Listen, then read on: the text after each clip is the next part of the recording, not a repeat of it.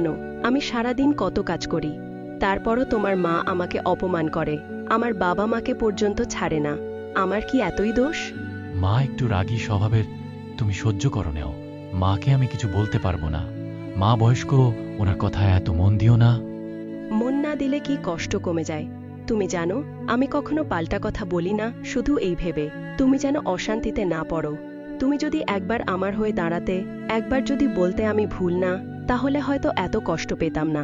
আমি মাঝখানে পড়ে যাই আফিয়া, তুমি মায়ের সাথে একটু মানিয়ে চলো। না, তুমি মাঝখানে না, তুমি সবসময় একপাশেই থাকো, সেটা তোমার মায়ের পাশে।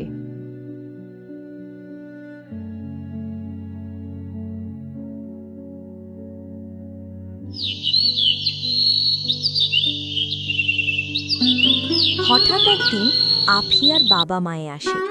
বিলাসী বেগম বদলে যায়, অতিরিক্ত মিষ্টি গলায় বলে, আরে বেয়াই, আসুন আসুন, কেমন আছেন আপনারা?